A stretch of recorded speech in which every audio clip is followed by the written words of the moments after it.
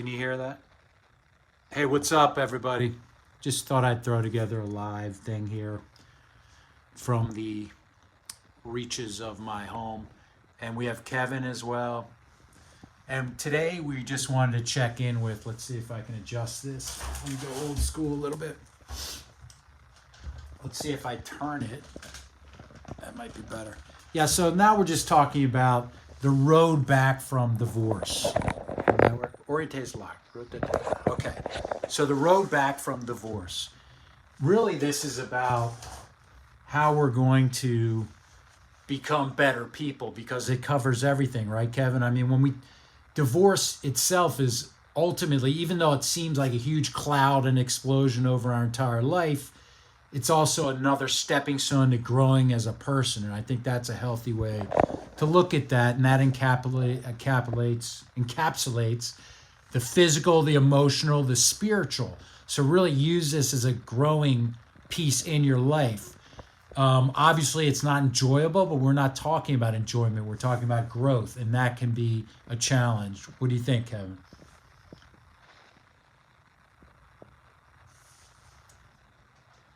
Hold on, let me remove this. Let's go here. Try that. Okay, hey guys, hope you're doing good. So in regards to what Randall mentioned, I think that falls into two categories. Number one, it's reclaiming what you lost from the divorce or maybe from the marriage, and also learning new things. That's where growth, I think, really comes into play. So what kind of things did you maybe stopped during the marriage? And what things have you always wanted to try but never did? Maybe because of the marriage, or maybe because you didn't feel strong enough, and maybe you're... That's my fault. Those are two things. I think you need to kind of recapture things that you've lost, and also learn new things. And those things are going to be different for everyone, and they can also be really small things. They don't have to be massive, right? Life-altering things. And we've learned so much from working with our clients, right, about their goals and things that are coming back in their lives. So we try to make it into an opportunity to grow. Nobody likes this thing. I'm not talking about that, but hey, it happens. And we want to use it as an opportunity to grow. That's just what we're looking at here. So we've talked about it before, but what are the fundamental tools, Kevin, we talk about when we're, that day after this happens or that week after? It's about consistency, about anything else. And what struck us, I think I can speak for you as well, is when we talk to people in our training program, which divorcestrong@yahoo.com, definitely shoot us an email to learn about that. These are successful people who are solid in many parts of their lives, in business or in other elements, and it's about taking that template and putting on this new thing called divorce and this new thing that's come up for you, right?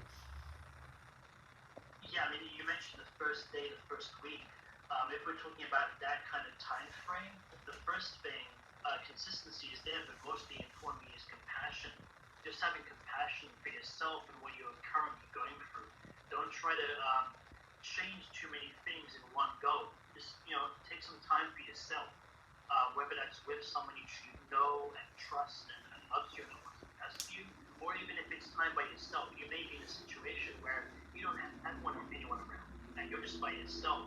And if that's the case, then compassion is even more important for yourself.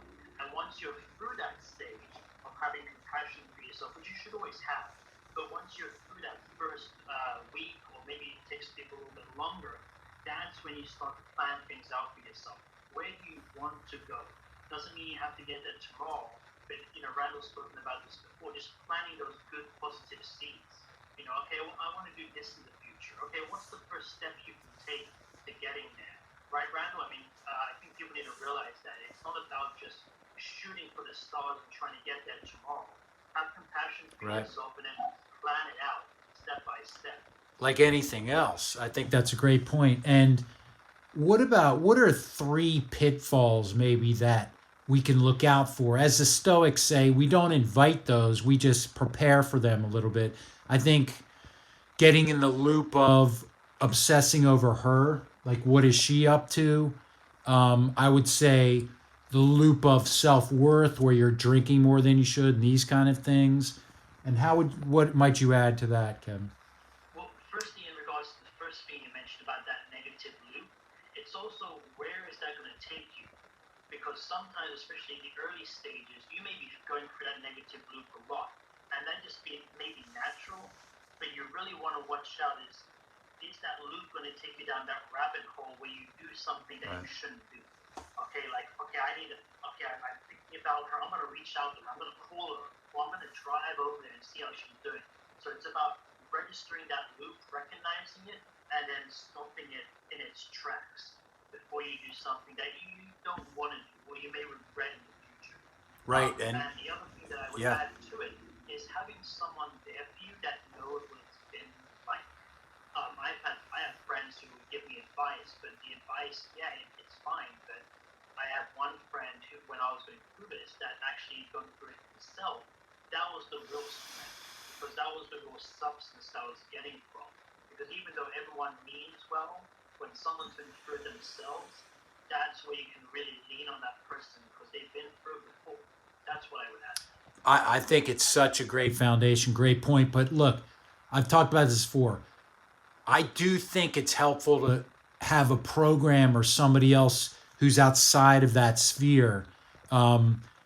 We do a great job, divorce strong at yahoo.com, or your religious institution, or again, a sports team.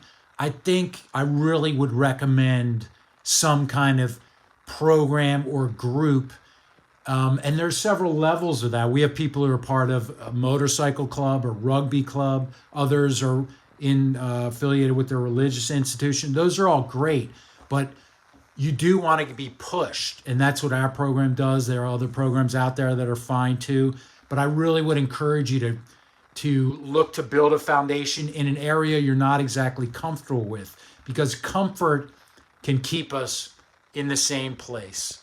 And the other element I'll put there is that it's not about always stopping a behavior. That's definitely part of it. But what's going to replace that? Because nature abhors a vacuum. So if you're in control of what's going to go in place in there, you have that religious affiliation or your buddies or you're striving in some program, that's healthy. But what coaching programs do is they help you fill that space because there's going to be an emptiness there when you stop doing those kind of things, Kevin.